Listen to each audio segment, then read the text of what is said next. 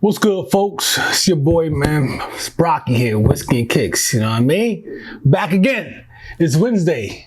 It's Whiskey Wednesday, and on Whiskey Wednesdays, Brocky tastes the booze. We are back at it again. Every week, man, we're doing this thing. I hope y'all enjoying these. You know what I'm saying? It's really an Instagram thing at this point.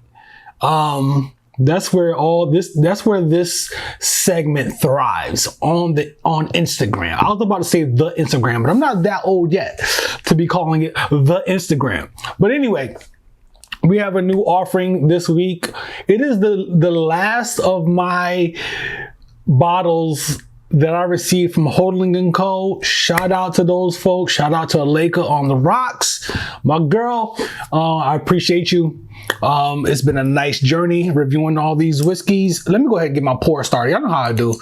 Let's get this pour going before we really start talking about the whiskey and, you know, all the different attributes and the history of it and so on and so forth. So this week, we have a whiskey called Gooderham Worts Canadian Whisky from York, Upper Canada. Let's read about it, man. Let's read about it. I'm interested. So Gooderham Worts 4-grain whiskey is an homage to the original Toronto distillery founded in 1832.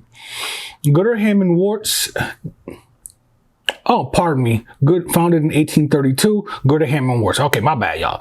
James Worts and his brother-in-law, William Gooderham, became successful millers after their arrival to Canada from the UK. A distillery was later added as wheat production began to increase in Upper Canada. Distillation was an efficient way to preserve excess grain that was prone to spoilage, as well as dispose of the grain middlings left over from the milling process.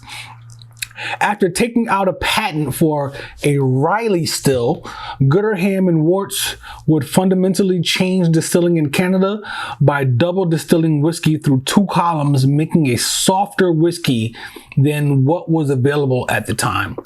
And that is something that I had been noticing with Canadian whiskeys. They are pretty soft, subtle, soft, they don't have a whole lot of oomph to them where it's gonna, burn your chest and whatnot. They're really mellow. They're mellow. That's what I'm looking for. Let's see. Riley Still fundamental Canada stills. By the late 1800s, Toronto's Gooderham Worts distillery was the largest in the world. Pardon me. You know what I mean? Watch out, Canada. Under the guidance of Dr. Don Livermore, a new Gooderham Worts 4-grain whiskey was launched as a tribute to the original recipe from 1832. Okay. It's a premium blend of 4 diverse grains: corn, wheat, barley, and rye. It is, 4-grain right there on the front. All 4 grains are distilled and aged separately before blended. Interesting. That might be a regular thing, but I'm no distiller, so I don't know. Maybe I'll ask. Comprised of pot and column distilled wheat, barley, and rye, and double column distilled corn.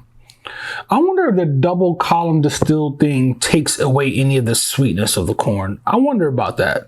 I don't know about the science behind that, so I'm curious.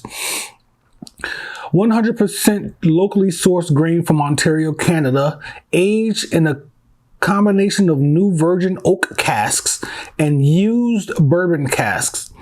Distilled true to the tradition Gooderham Worts started in 1832. Okay.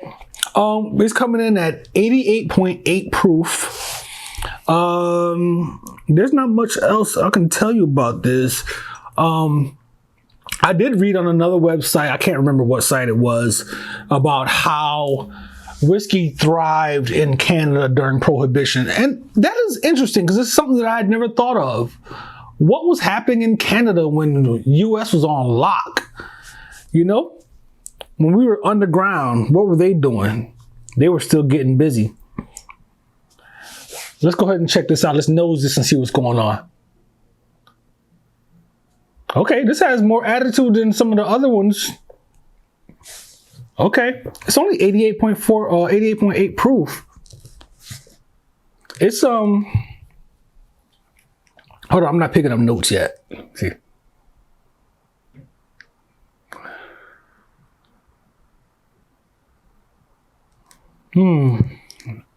You know, I want to say I'm picking up a little vanilla, which will be easy, but it's not. I don't always pick up vanilla in a lot of whiskeys that I taste, but it's not fruity at all. That's interesting. I'm getting a lot of that. I'm getting a lot of ethanol still off the top of this thing. Sheesh. Trying to get this thing to relax a little bit. It's burning my nostrils like a rum almost.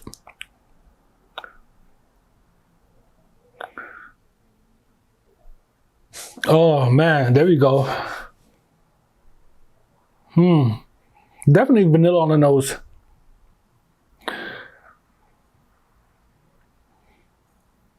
You know, almost like banana.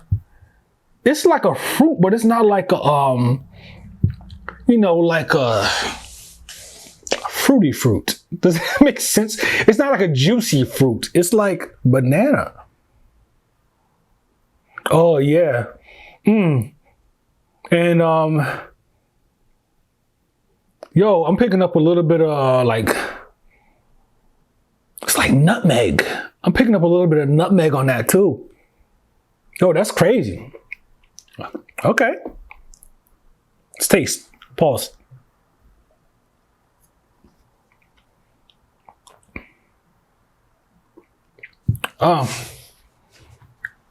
Okay.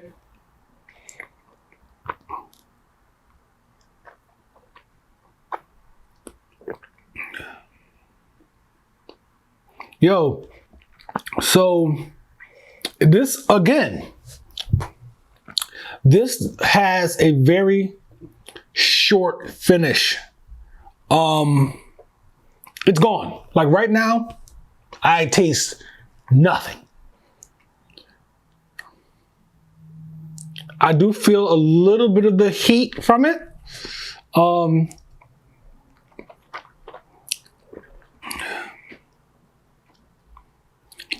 Again, what is that flavor I'm picking up? It's like a dull, it's fruity, but it's like a dull fruitiness. And I'm not sure if that's the banana I'm picking up on my palate right now.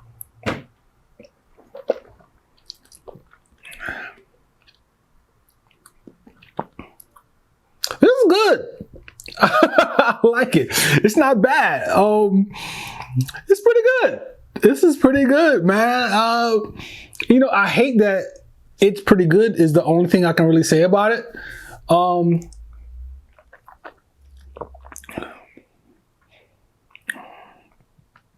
have to be careful sipping because I have these new microphones, and I swear they pick up everything.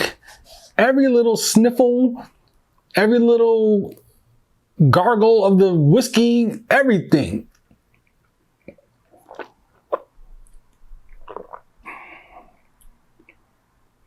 Yo, I'm having a hard time picking up notes on this. However, the flavor of it is really nice. It's subtle. It has a little bit more heat than some of the other Canadian whiskeys that I've had from Holding & Co. It does have a very short finish. It's just strange how it's a quick little punch, and it's not like it doesn't linger. The taste doesn't linger. All I'm getting on the finish is heat. That's all I'm getting is heat. It is there. The heat is there. So that makes this an enjoyable whiskey for me because I like that heat. I'm not the biggest fan of that short finish. I know I said before that it's not necessarily a bad thing, and it isn't. But I don't know how much of a fan I am of that. Is it just going to speed up my sipping? And I already sip pretty fast to begin with.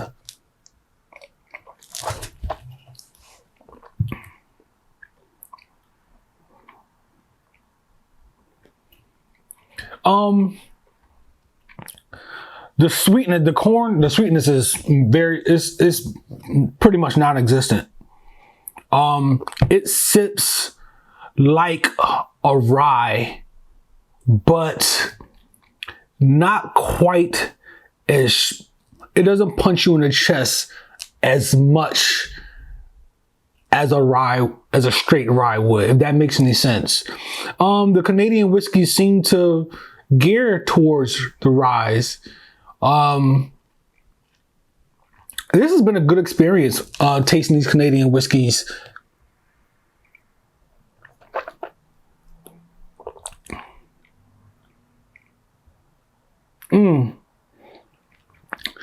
Man, I'm not picking up a lot on my palate with this one.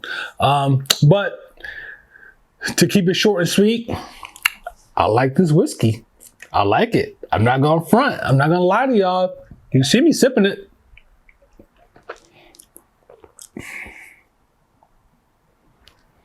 Yeah, I am lost on that one. I didn't find any. Let me see if I can find some tasting notes. Just add a drop of water to that, just for the fun of it, because I don't think it actually needs that. What is it called? Gooderham whiskey tasting notes. Let's see if I can find something on this. Okay, classic vanilla and caramel. Yup. Slightly woody character. Finish medium long. I disagree with that. I would say the finish is short to medium. Cinnamon hearts and cloves all the way to the end. The cloves.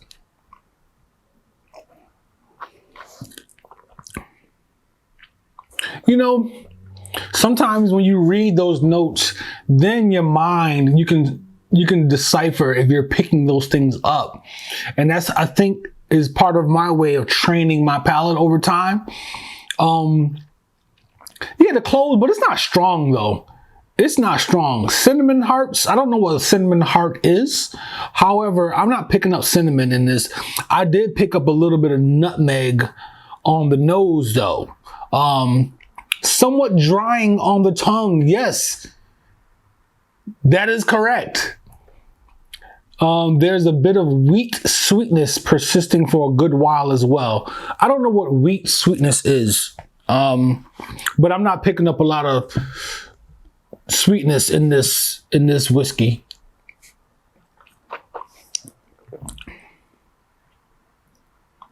Yeah, the cloves, I get that. Very subtle though, very light. The water didn't really change this whiskey much. So, you know, just wanted to see what it did. It didn't do much to it. Well, it mellowed it out a little bit. No, never mind. Scratch that. That heat is still there. I'll still get the heat. Nice, man. All right, Gooderham and Worts, and Holding & Co. Shout out to y'all. Appreciate y'all. You know, let's figure something out, man. Just do something. You know what I mean? I like this. I've enjoyed this whole thing. All these bottles. This is another enjoyable whiskey. It's not a bad whiskey at all. I differ with some of the notes here, but everyone's different. Everybody's palate is different. Everyone is this whiskey is gonna behave differently for everybody. You might pick up, you know, vanilla. I might not pick up vanilla. You might pick up caramel. I might not pick up caramel. Whatever it is, you might get cinnamon. I might get nutmeg. It is what it is. The reality is that you should enjoy the whiskey, and that's what it's all about. That's what we're here for, right? To enjoy the whiskey. Anyway, your boy Brocky, man. That's it for today. We're good. You know what I'm saying? I hope you enjoyed this video. I got a nice treat for next week. I'm looking forward to that one. And I might go out this weekend to see if I can find a couple more bottles. Maybe some store picks. I'd be excited if I did that. Until next time, man. It's your boy Brocky, man. Follow me, Whiskey and Kicks on YouTube, The Whiskey and Kicks Show on Instagram, and whiskeyandkicks.com. Pardon me, the website. And, you know, email me, whiskeyandkicks@gmail.com. Holla at me, man. Until next time, y'all. Cheers.